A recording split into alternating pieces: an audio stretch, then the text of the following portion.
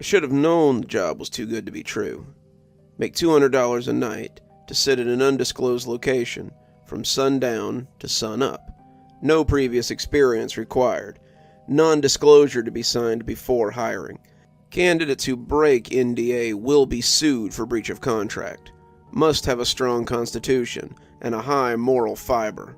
Interested parties call number below.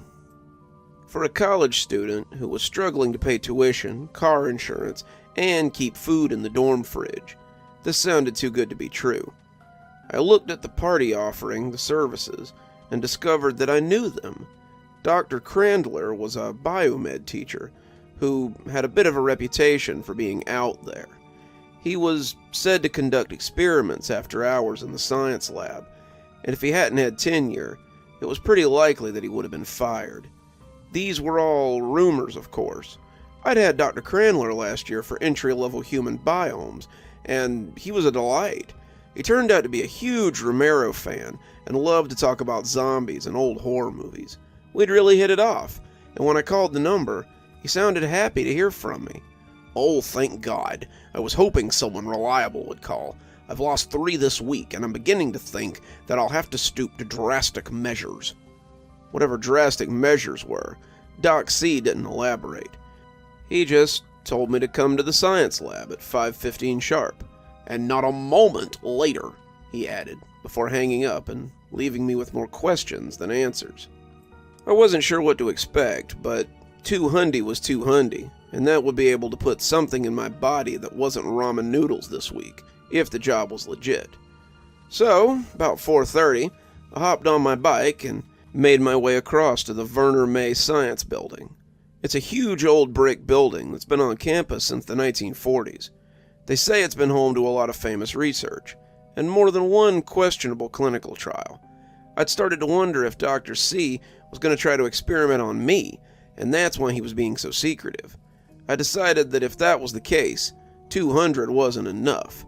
I had enough trouble scoring ladies with my pizza face, and I doubted having 4 arms or 2 heads would help matters much. I stepped through the door at about 5 o'clock sharp, and Dr. Crandler looked up excitedly. "Prompt as always. I remember that from my class. You were always early, and I like a student who's punctual. Come this way and let me show you what I'm working on. Before we start out, though..." He set a non-disclosure agreement in front of me, and I looked over it before signing my name to it. It was pretty standard stuff. Don't talk about what you see. Don't talk about what you're working on. Don't tell the media. Don't post it on the internet. Oops, guess I messed that part up. Yada yada yada yada.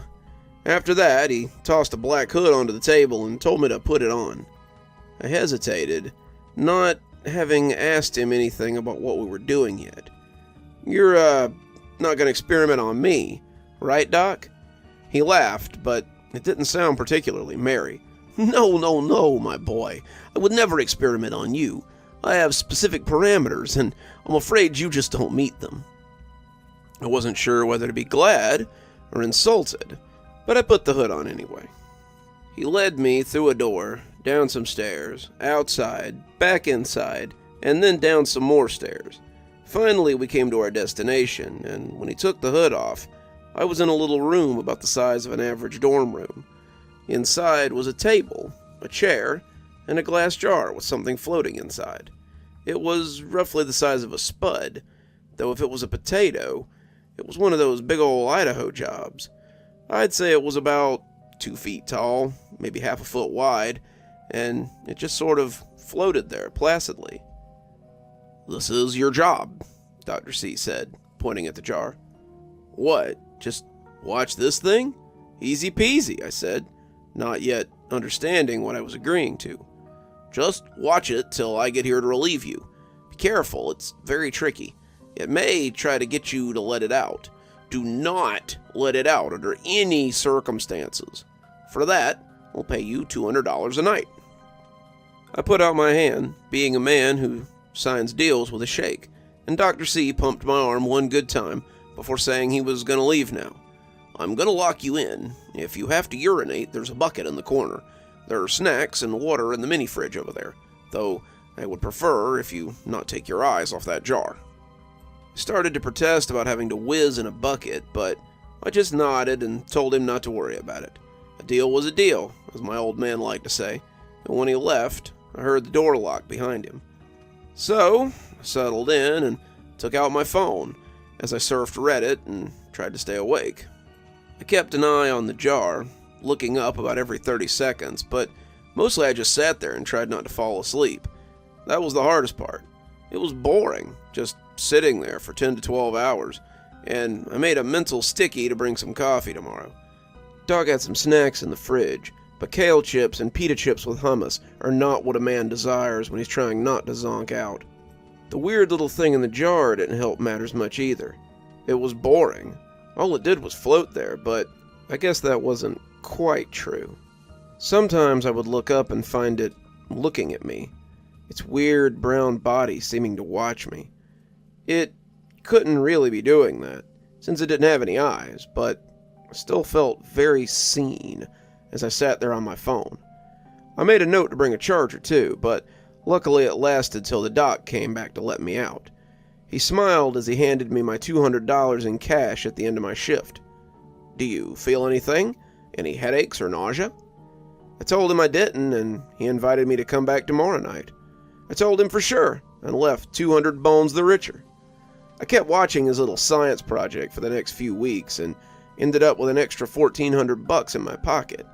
I agreed to do it 7 nights a week, and as spring began, the nights got a little shorter too. Soon the sun was going down closer to 8, and I didn't have to show up until 7:30 or 8 o'clock. Getting a couple of $100 for 10 hours of work was boss, and I got a lot of Raid Shadow Legends played or Reddit scoped while I sat there and collected moolah for sitting on my ass.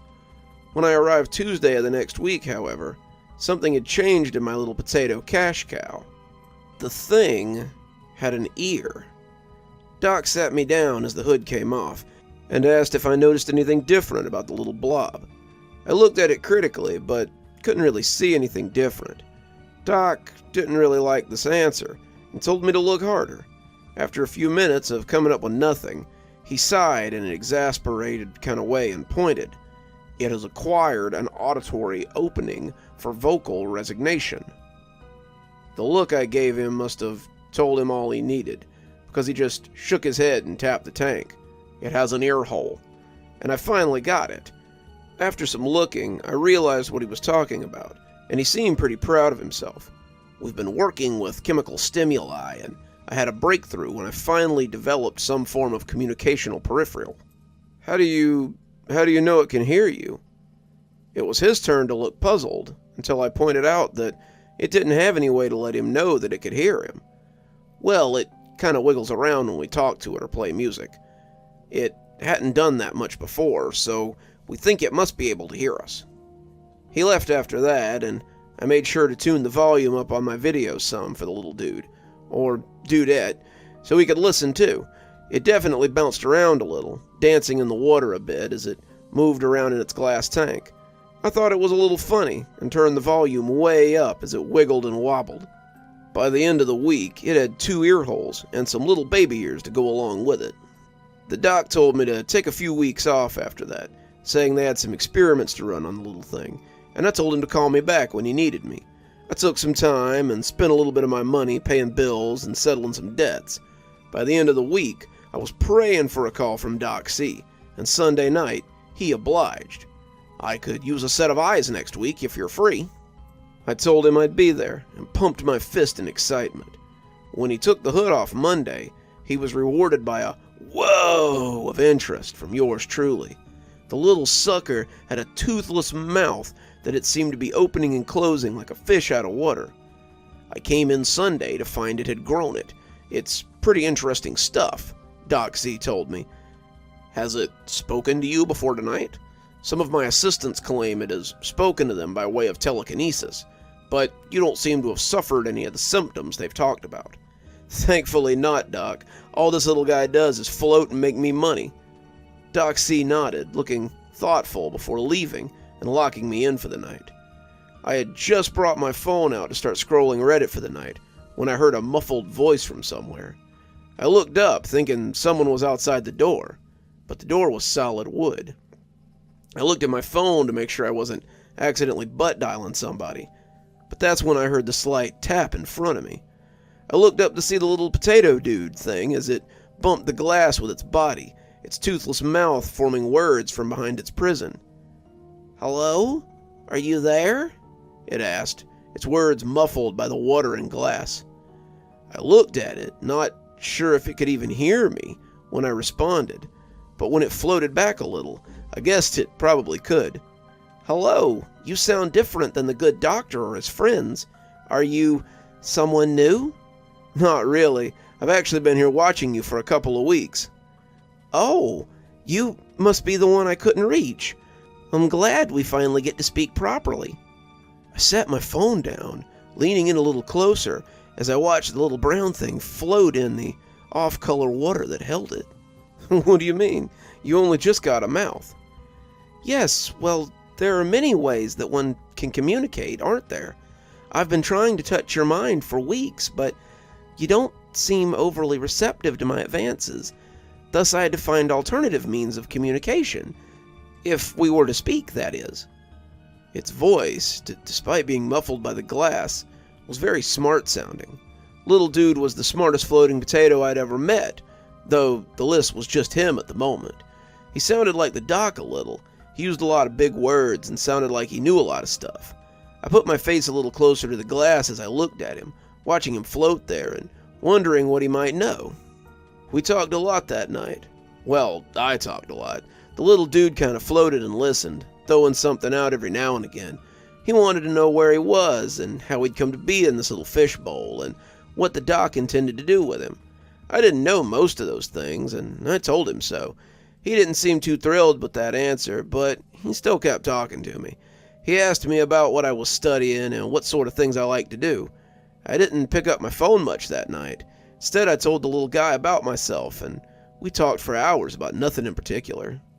The clock said it was about 4 a.m. when the subject finally turned to what he really wanted. I wish now that we had just kept talking about me.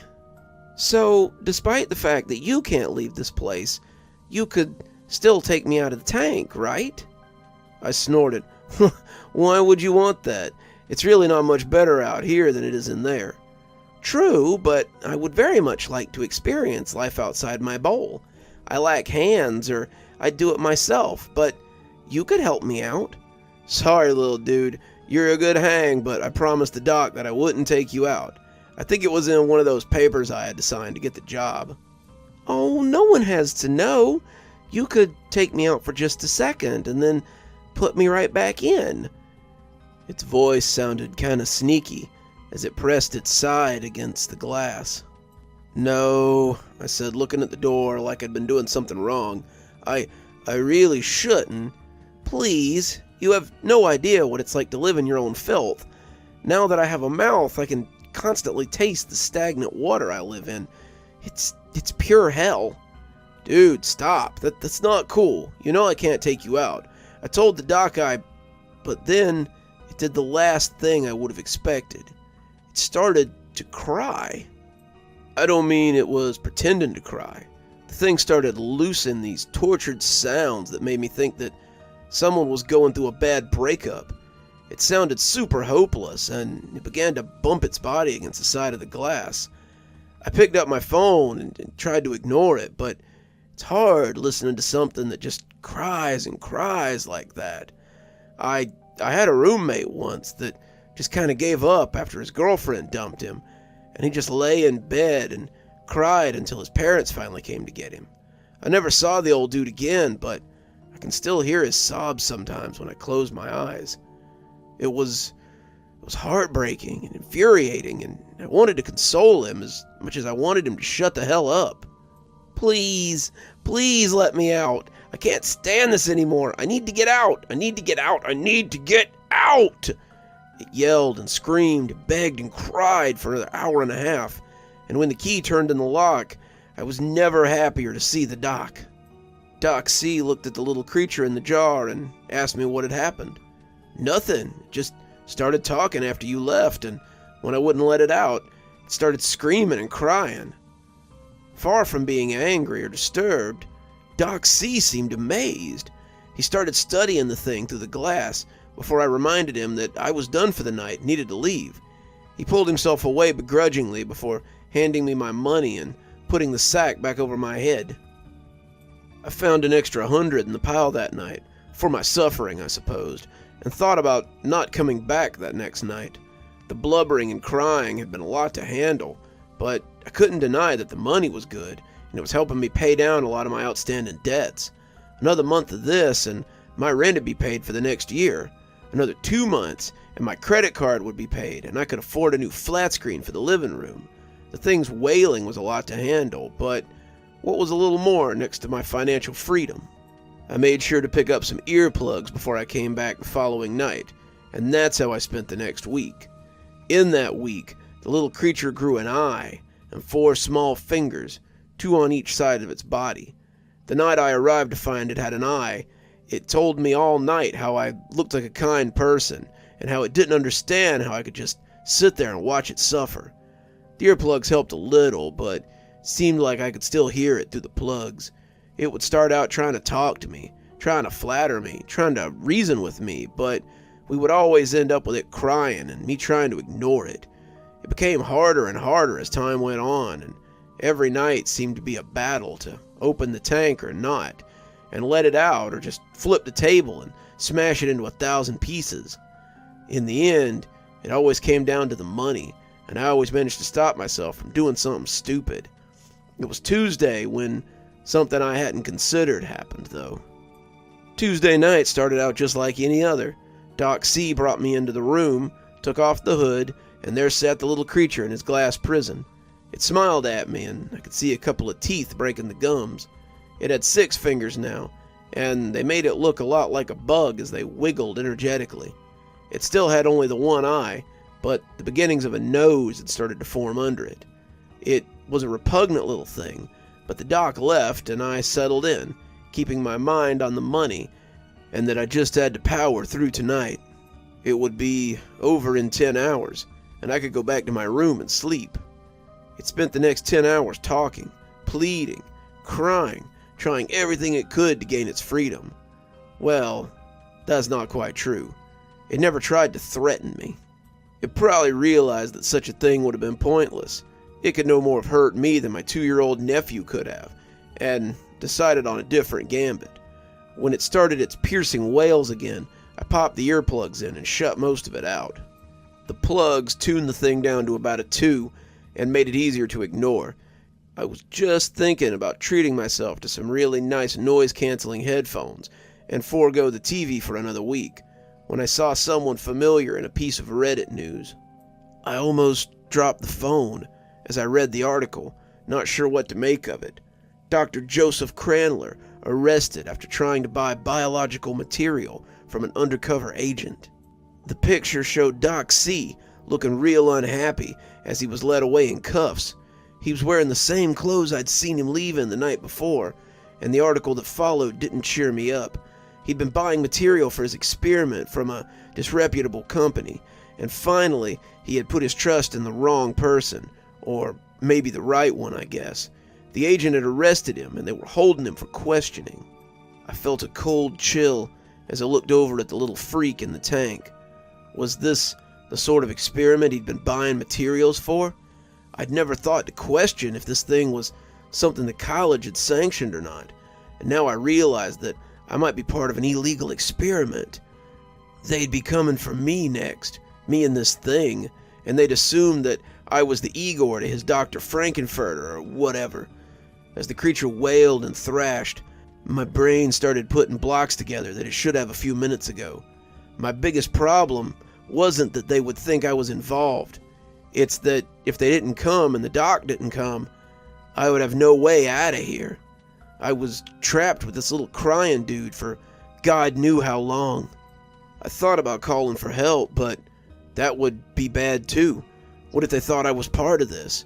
I'd have a hard time convincing them that I had nothing to do with this when they found me with the evidence. What's more, all the doc had to say was that I was his assistant, that he'd paid me, and I'd be in the same prison chow line as him. I started looking around the room for an escape route, but there was nothing. We were locked in. The little creature kept asking what was happening, but I just kept ignoring him. There were no windows, no other doors, not even a vent to squeeze into like in the movies. All the while, the creature wailed and pleaded to be released. It knew something was wrong, and it wanted to be set free. It could help me. It could get me out of here. It could do anything as long as I would take it out of this tank. After searching the little room again and again, I finally just sat and tried not to go crazy. My phone will make calls, but I have no idea how to tell anybody where to find me. I tried to explain to the police what was happening. I even mentioned Dr. C, but I think the dispatcher thought I was high. They started hanging up on me when I called back, and if they trace my number, all they're going to find is my dorm room, which is empty. Luckily, I have a charger on me, so I can keep calling out and trying to get someone to help me. I checked the fridge, and there's enough bottled water and snacks in there to last for 3 or 4 days. Less if I feed this little bastard. I'm not even sure what it eats. I've never been given any feeding instructions for him, and I'm not going to waste my food on this squalling thing. I threw a tarp over it, but it isn't doing anything to dull the screaming. It sounds like he might have grown more mouths, because I can hear his shrill little voice from every angle as it bounces off the walls. One thing's for sure, if it doesn't stop screaming soon, I'm going to give him some kind of release. If it goes on for much longer, I'm going to wrench the lid off that tank and stomp the life out of him. If somebody doesn't come to help me soon, I'm going to release him from his suffering forever.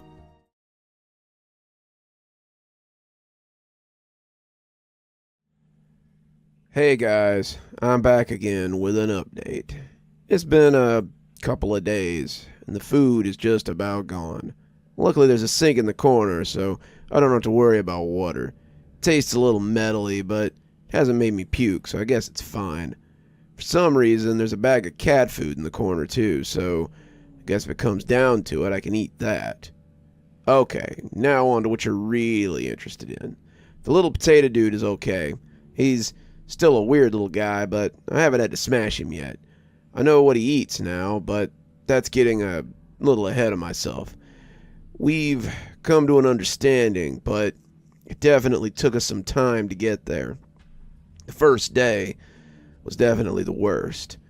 As I tried to find a way out of the little room, the little guy just kept screaming to be let out. The longer he screamed, the more he started to sound like a baby crying for food. I swear I could hear him through my headphones, and after they died, I was stuck with just the sound of him crying. I alternated between charging my phone and charging my earbud case, but sometimes I still was left listening to the little guy scream. He cried till about midnight, and that's when I kind of snapped. I picked up the tank, now more like a fish tank and less like a jar, and stared through the glass at him.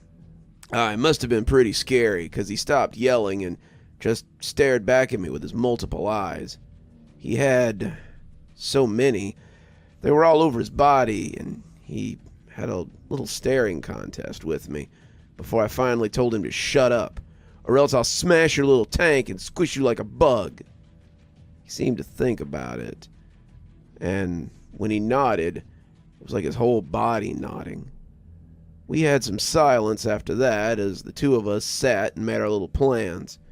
Thought about calling campus security again, but when I tried, they just thought I was goofing. I tried to explain to them where I was and what was going on, but they just told me not to play games and hung up on me. I tried 911 too, but they said the same thing. Heck, the lady at 911 threatened to call the police if I kept calling. And I told her to go right ahead. Maybe the police could find me better than the campus security. But since they haven't broke down the door yet, I guess not. It was about 3 a.m. the next day when I finally thought to look at the tank and found him watching me. "Well, you got any ideas?" I said, making the little guy jump. He seemed to think about it, but before he could say it, I cut him off. "And don't say I let you out of the tank." "Fair enough. In that case, I have nothing to add yet." "Terrific," I said, putting my head in my hands and staring at the floor. "Have you perhaps thought about the vents or the drains?" I had, but they were all too small for me to climb into. There was a drain in the floor, but Couldn't even put a foot in there. The ventilation shaft was an idea, but most of them would be too snug. I'm kind of a beefy guy. Not muscular, but kind of fat, and getting stuck in the vent sounded like a terrible way to die without anybody realizing it. Yeah, obviously, I'm too big to fit through those. A problem I do not have, the creature reminded me, more than a little smugly, too. Back to that again. And what's to stop you from just leaving me hanging once you get out? The little dude didn't say anything for a few minutes, contemplating his next move as I Googled like a madman. I was looking for blueprints for the college online, since a place like this would have to have them filed. See, I'm not super smart when it comes to math and science and stuff, but I know a little bit about building permits and filing your blueprints with the city. If this place was built by the college, then it had to exist in the public sphere, right? After a few hours of looking with no results, I was ready to throw my phone down. I went and grabbed some Cail chips out of a little fridge, munching them sullenly as I tried to come up with a plan. The little guy was back to looking at me, and I couldn't help but notice that something had changed. All the eyes on his body opened and closed, but they were never all open at once. He also looked tired, maybe even a little pale. I looked down at the bag of chips and thought again about how I might have to feed this little dude at some point. Do you need to eat? It's been about 24 hours since Doc was here, and I don't think I've ever been here when he feeds you. The little creature pulled its lips up in a sad little smile. You couldn't feed me what I want. I don't eat normal food, and you aren't equipped to give me what I need. Started to get a little offended. What's that supposed to mean? It looked at me, and I felt a little shudder ripple over my skin as it did. I feed on brain waves. Creative brain waves, to be precise. The doctor feeds me by just being around me like his lab assistants did. You, however, don't seem to create the same way he did. You look at your little device all the time and makes your brain waves taste bland and unappetizing. That's why the doctor's assistants kept getting headaches. The more they created, the more I fed. The doctor doesn't get them because his mind is like a wellspring. You, on the other hand, are incapable of nourishing me. You simply don't think the same. I sat back, not sure whether to be happy that I couldn't feed him or offended that he was saying I was too dumb.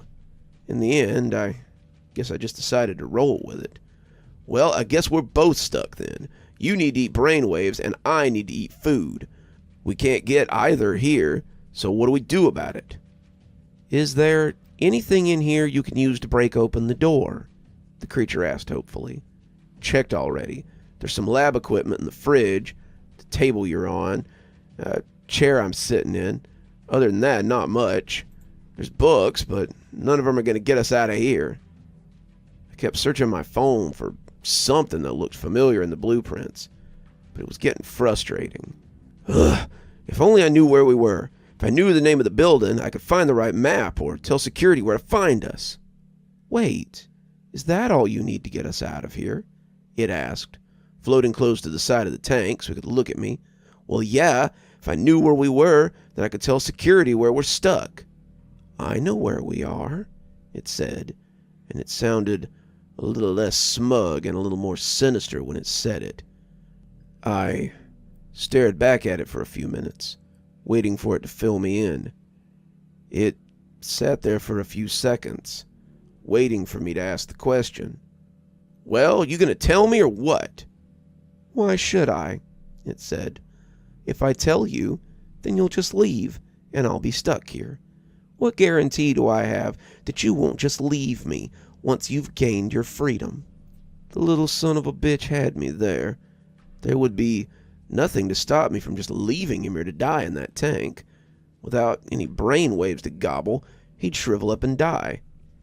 Maybe that's what he deserved, but I just couldn't bring myself to hate him like that. Little dude had never done me wrong, and I couldn't mess up my karma by shafting him like that.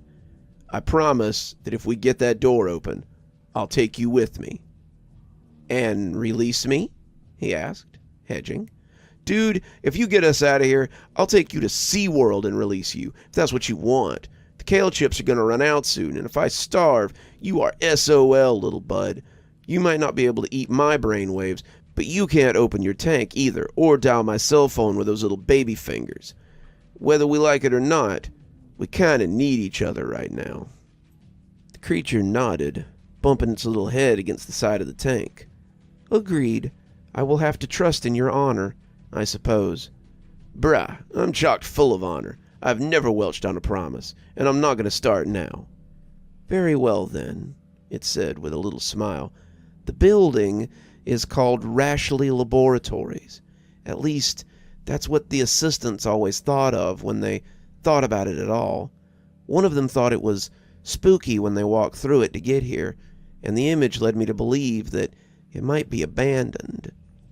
I already had the cell phone out, Googling as he finished. There was no Rashley Laboratories, but there was a R. Ashley Science Hall.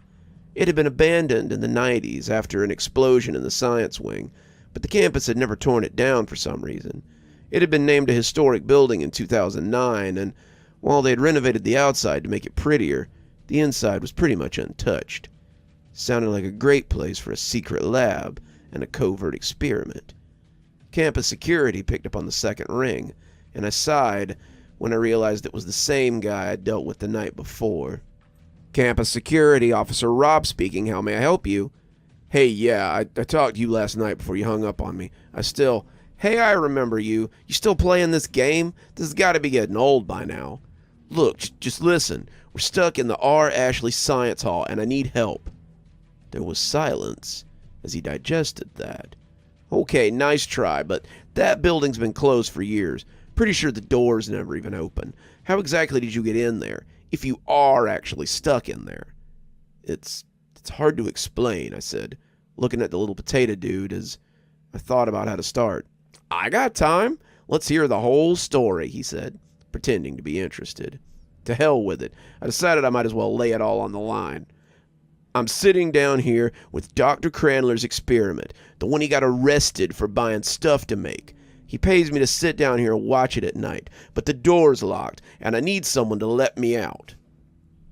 The line was quiet for a few seconds. Then Officer Rob started to laugh.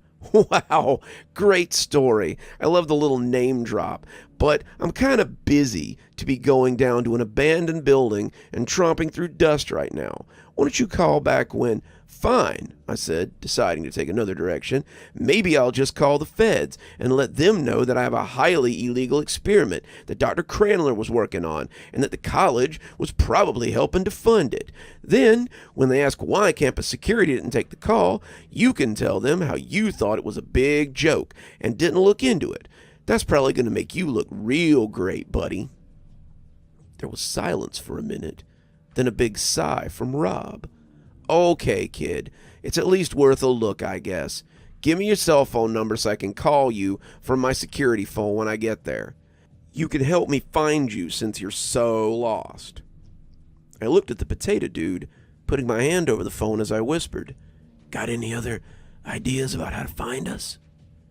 He looked like he was thinking before nodding and saying he could probably guide him to us. So that's where we're at now.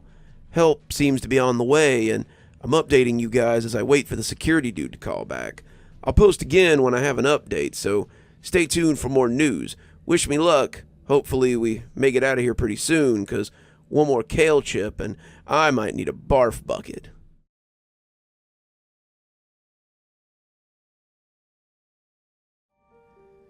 Hey everybody, it's been a minute, but I figured I'd bring you up to speed on everything that's been happening. So needless to say, I got out, but the story of how it happened is wild. So there we were, me and the little potato dude, just waiting for the security dude to call us back when the little guy got chatty again. Do you think he can get us out? He asked, not seeming sure. I mean, if anyone can get us out, it'd be him, right? What do you base this on? I had to think about that for a minute. Well, he's security. It's their job to protect people, right? If anyone should be able to get us out, it should be them. It was the little dude's turn to think, something he did by slowly breathing in and out as his body puffed up and shrank again. I will have to trust in your experience on this matter. The only thing I know about security is that they give people tickets and yell at people for parking where they shouldn't. I laughed. Sounded like some of Doc C's assistants had run afoul of campus security a few times. What do you know? I asked suddenly, kind of interested in what this little guy had collected. What do you mean? He asked. I mean, like, you take in all your knowledge through people's thoughts, right? What kind of information do you have? Even if you could get out of that tank, what would you do? Could you take care of yourself out there?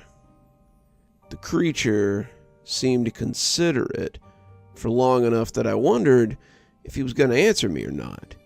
He mostly just floated there, bobbing in his little tank like one of those gross toys I used to see at KB when I was a kid. I turned back to my phone thinking I'd struck a nerve, and when he spoke up, it made me jump a little bit. I know lots of things academical.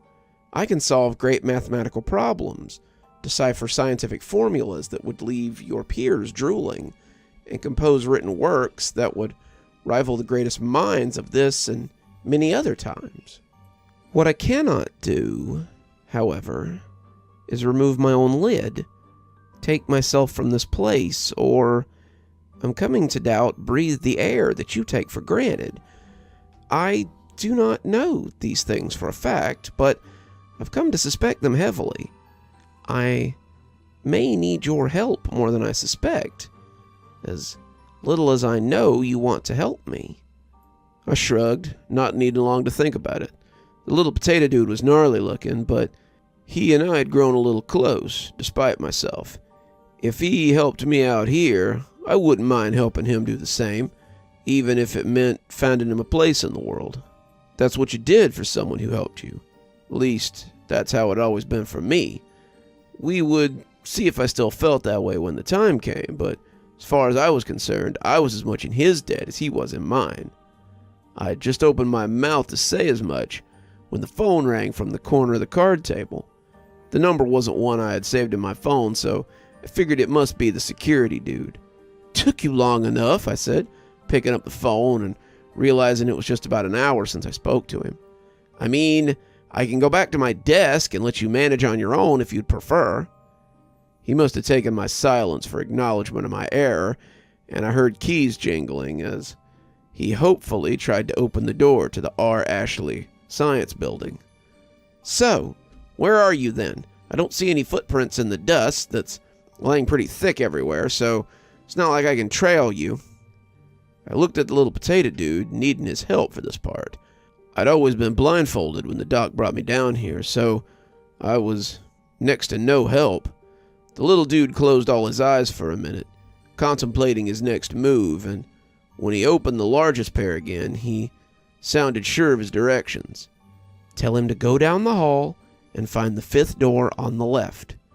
"Go down the hall and find the 5th door on your left." "All right," the security guy said. I could hear his footsteps over the phone as he walked. "Hey, you said it was just you in there. Who's that I hear with you?" I started to tell him it was the experiment I had told him about, but decided against it. "Just a friend. We're both trapped in here and need to get out."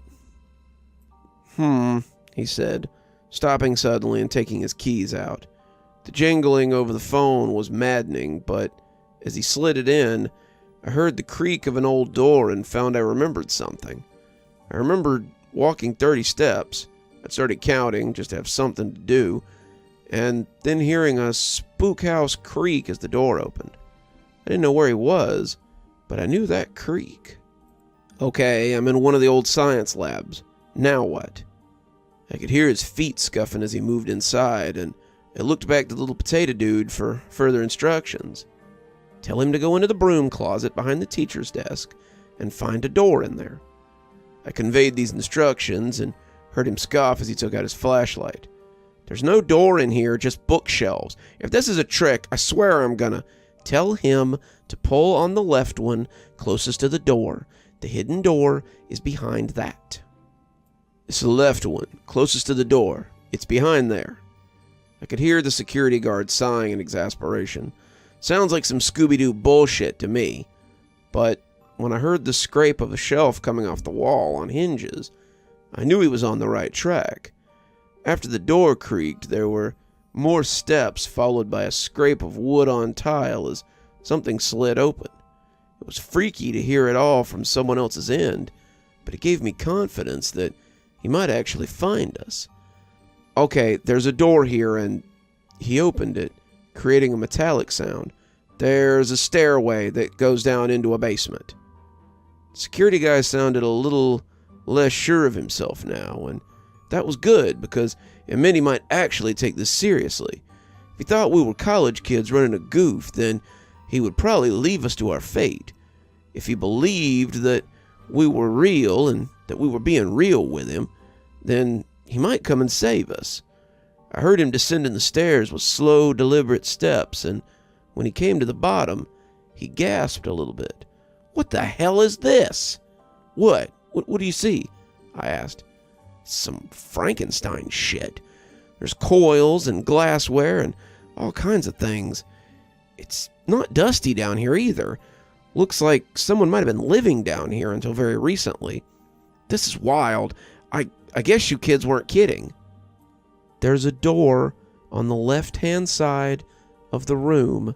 Tell him to go through there." "Go through the..." I started, but when I heard the thump of an old door being pushed open, I knew he had heard the little guy. "Holy crap," he said. Suddenly there was a rush of air and a loud clatter. The heavy breathing I'd been listening to was gone, and the silence that replaced it was worrisome. Had something gotten him? Did Doc C have other experiments roaming around other than the little potato guy? Were they maybe a little more dangerous? Hey, are you okay? What's going on?" There was nothing. "Hey, answer me, are you okay?" Still nothing. "Seriously, dude, are you..." "He's fine," the potato guy said, and I looked up in surprise. "He's close now. I can sense his mind. He's very surprised by what he's found in that room. It's made him think a lot, made his mind create images." I felt a little sick watching the potato dude talk about it. His deformed tongue was sliding over his little stone teeth, and he'd have been salivating if he hadn't been floating in water. I realized this was how he ate, how he fed on others, and I was suddenly very glad that he couldn't do that to me. It was like watching something intimate, and it made me feel dirty. "Hey, you still there?" Security dude yelled, and I put the phone back to my ear as I told him I was. "Good, sorry about that. It's just, some of this stuff is wild. I've never been in a science lab like this before. This is the weirdest place I've ever found myself in." "Tell him we are on the far side of the room, the third door with the padlock on it," the potato dude said. I didn't bother to relay the message. I stood up and pounded on the door with my fist, shouting for him to come get us. I yelled that it was me, the guy on the phone, and he needed to get us out of here. I heard running on the phone, and then a minute later, I heard his voice as he spoke through the crack in the door. "Hang tight, buddy. I'll have you out of there in a jiffy. I have to find something to break the lock with." The phone line went dead, but I hardly needed it anymore. I could hear him on the other side, rifling through things as he tried to find something to break the lock with. It was pretty clear that he believed us now, and the knowledge that we were actually in trouble made him remember his duty. Saving a couple of students from danger was probably one of those things the school gave you an accommodation for, and he wanted to look good for his boss. "That's right," the little potato thing whispered to itself. "You'll be a hero once you get us out of here. You'll let us out, and they'll know how great you are." "You okay?" I asked. but he shushed me as he continued to whisper, "You'll be a hero. You'll be the boss. And you can finally get a spot on the force with a feather in your cap like this, just like your father always wanted you to." From the sounds on the other side of the door, whatever the little guy was feeding him, it was working. After about 10 minutes, I guess he finally got desperate. "Step back from the door," he said. I'd taken only a couple of hesitant steps back before a loud bang came from the room. It was followed by 3 more loud pops, and I started to wonder if security dude had pulled out a gun. Whether he was a bad shot or the lock was just too thick, I don't know, but after the 4th shot I heard something thump against the outside of the door, followed by the door opening to reveal our savior. He was young, 19 or 20, with khaki pants and a dark blue polo that said campus security on it. He still had the gun in his hand, something I wasn't sure I'd seen any of the others carry. His blonde hair was all stuck up and his face looked flushed, but he was a welcome sight nonetheless. "Thank God," I breathed, walking over to shake his hand. He had opened his mouth to say something, but when he saw the little dude in the jar, his face turned like bad milk. Jesus Christ! What the holy hell is that?" he said, raising the gun to point it at the tank. He's a friend, I said, trying to assure him. He helped me guide you here. He won't..." But as I looked at the tank, I realized I might be wrong. The little dude had all his eyes open, and they were focused on our new friend. Security dude was staring back at him, and I saw that he'd begun to shake a little. The hand with the gun had especially began to shake, and he seemed to be losing a battle to keep it at his side. His eyes were locked on the little creature, whose multiple eyes were locked on his in turn. The veins in his head were starting to bulge. I took a step back, not sure what was going on here, and when the security dude started to scream, I saw his eyes roll up to the whites. His eyes began to leak, looking like he was crying blood, and when he fell over, I saw that blood was coming out of his ears too. We stood in silence for a few seconds before I could find the words to speak to the little dude. "What the hell was that?" "Sorry about that," the little potato guy said. "I was so hungry that healthy brain waves were too much to pass up." "So you killed him?" "To be fair, he was thinking about shooting me. It was right on top of his brain, and if I hadn't acted, he would have shattered my tank and possibly ended my life." He turned to look at me then. The feeling of those eyes on me was extremely unsettling. "I had to kill him, you understand. He was threatening me. And when you threaten someone, they're allowed to stand their ground. It was self-defense, plain and simple." The things he was saying were basically true, but didn't make the body lying on the floor any less terrible. "So what do we do now?" I asked, not sure what someone did with a dead body. "We leave him here. I would venture a guess that he isn't the only body down here. Are you ready to escape?" I nodded, grabbing my charger and my earbud case as I slid my phone into my pocket. The little dude's tank proved a bit more difficult, but not much. It was like carrying a fish tank, somewhere between a 5-gallon and a gallon bowl. As I started to settle it, I heard the last thing I expected to hear down here in the dark. It took a few minutes to click in all the insanity, but it was the theme song to Chips. I settled his tank on the table and looked back at the dead security dude, noticing the light flashing in his pocket. It quieted now, but as I approached, it started ringing again. It vibrated the pool of blood gathering around him, and I felt like a grave robber as I slid my hand into his pocket. Closing my eyes, I slid it out and looked at the screen, instantly feeling foolish. Did I expect to recognize the number? Did I think it would be someone I knew? As I slid the toggle to answer it, Catching it on the fifth ring, I heard someone breathing heavily on the other end and said hello. Officer Giraffe, this is Agent Max. We spoke a minute ago. Dr. Cranler hasn't been very forthcoming with information, so if you have any actual information about his latest experiment, we would very much like to take it into custody. Have you secured it yet? I looked at the potato dude, but he didn't seem to have any answers. Officer Giraffe, are you there? Hello? I tossed the phone into the inky blackness of the next room and went back to scoop up the tank. It appeared that our times table had been moved up a little bit, depending on what security dude had told the Fed dude. Get the keys, the little guy whispered, nodding his lumpy head at the officer dude. I nodded, seeing the wisdom in it as I unhooked them from his belt. I settled the tank in my arms as we headed into the room beyond.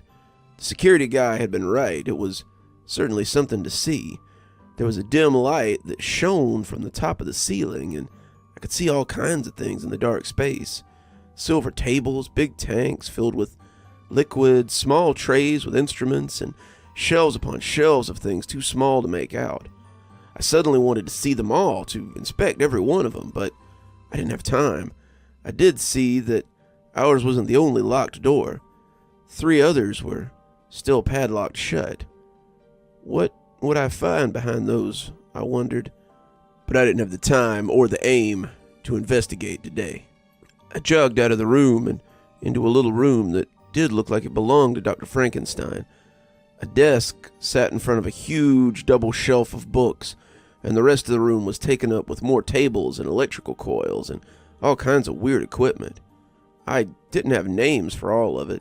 It all pulled at me to come look, but I saw the stairs calling me louder, and I ran up them as fast as I dared and into the dusty old broom closet.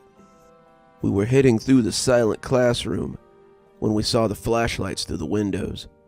I crouched, the little dude making grumpy noises as he sloshed in the tank. Outside, there were about a dozen guys with lights searching around the building. It appeared that security dude had told them where we were, and now we were stuck. I looked at the tank, the lights and voices moving just outside the window, and asked the little dude if he knew another way out. I don't know, the little potato guy said. Let me think for a moment. Better think fast. They could be in here any minute.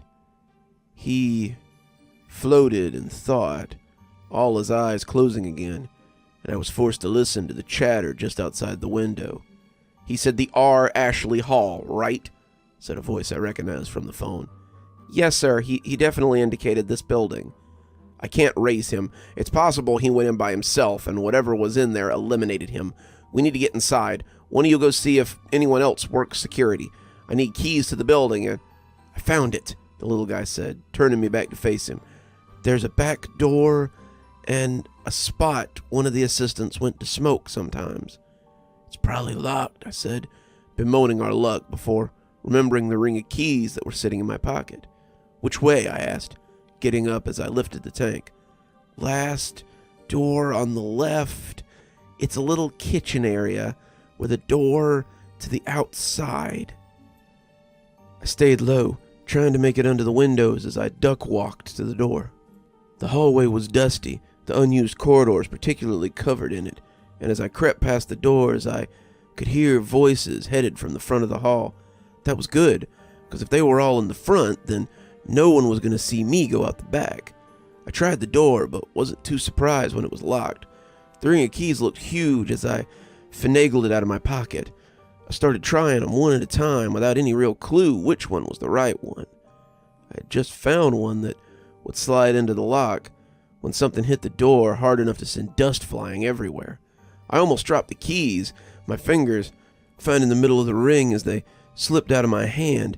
I found the key I had lost pretty quickly, and as I came through the door, I heard the front door starting to groan under the battering of the feds. I stumbled into the kitchen area, turning to close the door and lock it back. No sense making it easy for him. I went to the back door, and with some luck, the same key opened it as well. We went out the door and onto the lawn of the college before anyone was the wiser. We must have looked pretty wild as we made our escape through the low shrubs. We were staying low, me still hanging onto the tank for dear life, and when a little dude shouted at me to get down, I sat down and put my back against a nearby tree. I sat there catching my breath, wondering why he'd told me to stop, when suddenly there was a flashlight around the back. I dared a little peek and saw a woman in a suit waving the light around as though looking for something. I popped back behind as she started sweeping our location and held the tank tightly as I prayed she wouldn't see us. The potato dude could roast her, but that would certainly draw attention. Our best bet was to stay clear and hope they moved on. Agent Fiss, report. Sir, the back door is open, and I held my breath, breathing slowly as I tried to keep my breathing from giving me away. Excellent work. That explains why the front door was locked. Officer Draft must have gone in through here. Let's go. We have our entry point. As they piled in, I noticed that her light was still trained on the area we crouched in. Sir, I was thinking that a search of the area might be in order. If the subject escaped through the back door, we could... There's no sign of forced entry on the door, Agent Fiss. It's more likely that this was how the officer entered the building. Come on, we may need every hand to bring this creature in. The lights retreated, and I finally felt like I could breathe safely again. We made tracks all the way back to my dorm room, and that is how me and the little dude became roommates. It's been pretty chill since then. Pato lives in my room now, and the two of us live pretty comfortably. He's looking better these days. All the creativity roaming the halls is enough for him to stay well fed without roasting anyone's coconut. He doesn't ask to be let out anymore either, and I set up a little TV for him so he can watch the outside world. He usually just watches smart guy stuff, but every Friday we have a little movie night, and I make him watch something less academic. We're watching Friday this week, though I'm pretty sure it'll go over his head. He's helping me with my science stuff too, and I'm thinking of changing my major to biochem next semester. He was right. He knows so much, and he's helping me know stuff too. I'm sure he's got an ulterior motive, but I don't mind. We seem to be living in a symbiotic relationship, as he says, and with the little dude's help, I can pass almost any test. He's starting to be able to beam stuff into my noggin too, so I guess we really are living simpatico. I'm still pretty careful to spend time on my phone so I don't get too creative. If I go full egghead, the little man might decide to make a tasty snack out of me too.